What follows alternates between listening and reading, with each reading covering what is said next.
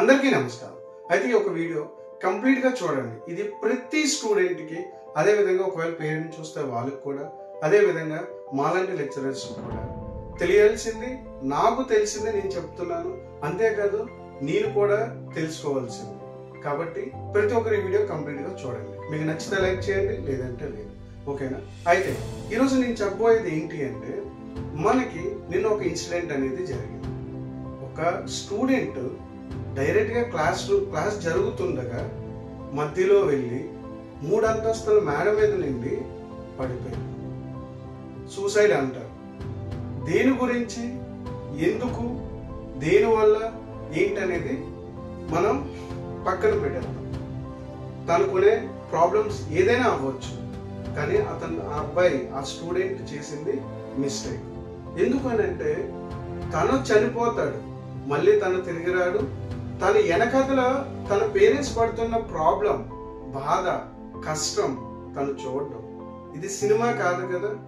మళ్ళీ బ్రతుకొచ్చి వాళ్ళ తల్లిదండ్రులు ఏం చేస్తున్నారు, తను ప్రాబ్లంతో చనిపోయారు, ఆ ప్రాబ్లం క్లియర్ అయిందా లేదా మళ్ళీ వెనక్కి వచ్చి చూడరు కదా. కాబట్టి మై డియర్ స్టూడెంట్స్, నేను చెప్పేది ఏంటి అంటే, మన జీవితం ఇక్కడ చూడండి, ఒక వైట్ పేపర్ ఉంది కదా. మన జీవితం ఒక వైట్ పేపర్ లాంటిది. జాగ్రత్తగా చూడండి. ప్రతి ఒక్కరికి తెలియవలసిన వీడియో, ప్రతి ఒక్కరికి తెలియాలి. ఒక వైట్ పేపర్ లాంటిది. ఇది చూడండి, మనం ఇలాగంటే ఇది పడిపోతుంది. స్టాండర్డ్ గా ఉందా? లేదు. పేపర్ అనేది స్టాండర్డ్ గా లేదు.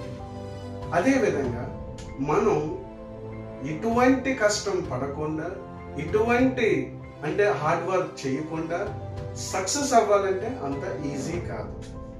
మనం ఈజీగా మన కోపం వచ్చి, లేదు అని అంటే ఈజీగా ఎవరో ఏదో అన్నారని, ఏదో తక్కువ మార్క్స్ వచ్చాయనో, లేకపోతే డబ్బులు లేవనో మనం ఈజీగా సూసైడ్ చేసుకుంటున్నాం. ఈజీగా, అది స్టూడెంట్ అవ్వచ్చు, ఎవరైనా అవ్వచ్చు.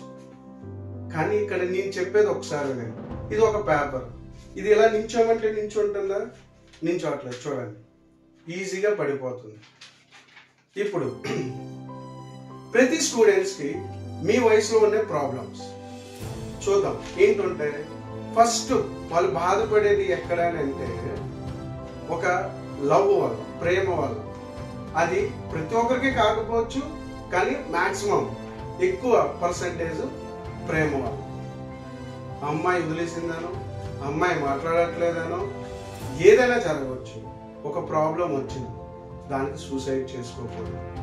ప్రపంచంలో అమ్మాయే తప్ప ఇంకెవరూ లేనేటట్టుగా నీకు నువ్వు ఫీల్ అవ్వకూడదు. ఎందుకు? మనం జాగ్రత్తగా తెలుసుకోవాల్సింది ఏంటి అంటే, మన కళ్ళుకి ఆ వయసులోని ఆ అమ్మాయి ఒక్కరితే కనబడవచ్చు, కానీ మన వయసు పెరుగుతూ ఉంటుంది.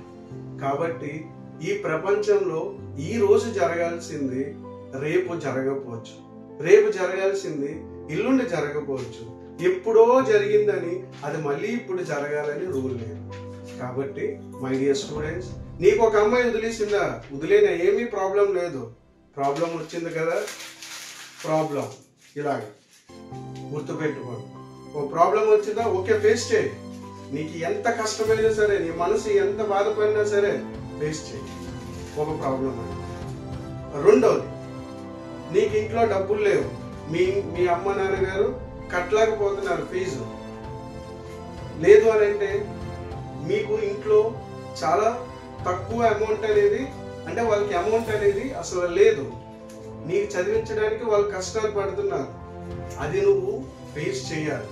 అంతే తప్ప నువ్వు వాళ్ళు కష్టపడుతున్నారు కదా అని, వాళ్ళు నాకు డబ్బులు పెడుతున్నారే ఎంతో కష్టపడి అని నువ్వు ఇంకా ఎక్కువ బాగా చదవాలే తప్ప నువ్వు దాని గురించి సూసైడ్ చేసుకోకూడదు. అంటే ఇక్కడ పేరెంట్స్ కష్టపడతారు, వాళ్ళు ఏదో విధంగా వాళ్ళ కష్టమో సుఖమో రెక్క విడిచి ఎంతో కష్టపడి నీ ఫీజు కడతారు. కొంత లేట్ అవ్వచ్చు, కానీ ఏదో రోజు కడతారు. ఈలోగా నువ్వు ఎటువంటి డెసిషన్ సూసైడ్ అనేది చేసుకోకూడదు. ఓకేనా? This is second point. Next third point. ఇప్పుడు ఈ థర్డ్ పాయింట్ జాగ్రత్తగా చూడండి, వినాలి మీరు చాలా జాగ్రత్తగా. ఈ థర్డ్ పాయింట్ ఉంటుంది. ఒక సార్ తిట్టారనో, ఒక టీచర్ తిట్టారనో, ఒక సబ్జెక్ట్ ఫెయిల్ అయ్యావు అని నువ్వు ఎటువంటి డెసిషన్ తీసుకోకు. పై రెండింటికన్నా మోస్ట్ డేంజరస్ ఇదే. మీరు ఎప్పుడు కూడా టీచర్, సార్, లెక్చరర్, ప్రొఫెసర్ ఎవరైనా తిట్టారు అయినా ప్రాబ్లం ఫేస్ చేయండి. మడత పెట్టేస్తున్నాను చూస్తున్నారా? ఈ 3 ప్రాబ్లమ్స్కి ఏ ప్రాబ్లంనైనా ఫేస్ చేయి. ఎంత కష్టమైనా ఫేస్ చేయి. నీ సార్ నిన్ను తిట్టారు అని అంటే నీ మీద అంటే నీకు పాస్ చేయాలని. అయితే దీంట్లోని చెప్పే విధంగా మేము కూడా చెప్పాలి. అది మేము తెలుసుకోవాలి. మేము చెప్పే విధంగా మీ మైండ్కి ఎంత అర్థమవుతుందో ఆ విధంగా మేము చెప్పాలి. కరెక్టే, కాదనట్లేదు. కాకపోతే మీరు సార్ తిట్టారని 2 సబ్జెక్టులు ఫెయిల్ అయిపోయావని, లేదు అని అంటే ఫస్ట్ ర్యాంక్ రాలేదనో, ఎక్కువ మార్కులు రాలేదనో నువ్వు దాని గురించి కూడా సూసైడ్ చేసుకుంటే ఇంకా జీవితంలో ఏం కష్టపడతాం, ఏం సక్సెస్ అవుతాం? అది కూడా నువ్వు ప్రాబ్లమ్ని ఫేస్ చేయాలి. చూసారా? ఆ వైట్ కొనే పేపర్ని మొత్తం మడత పెట్టేశారు కంప్లీట్గా. ఇలాంటి కష్టాలన్నీ నువ్వు ఎదుర్కొని ముందుకు వెళ్తే అప్పుడు చూడండి, ఇప్పుడు చూడండి, ఈ పేపర్ని ప్రాబ్లంలన్నీ ఫేస్ చేసుకున్నావు. ఎటువంటి ప్రాబ్లం అయినా సరే కష్టపడి ఫేస్ చేసావు. ఇప్పుడు చూడండి, నించుందా లేదా?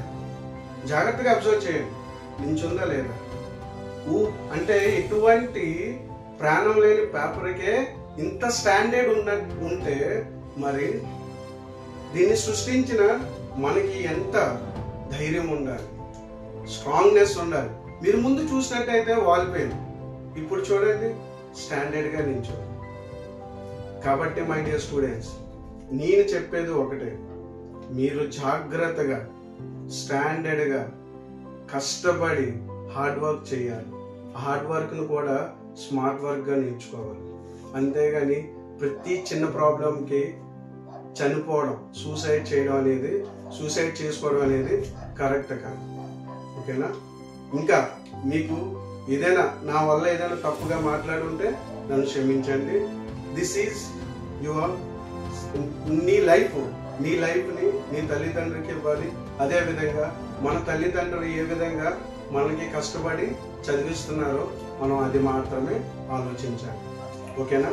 Thank you so much.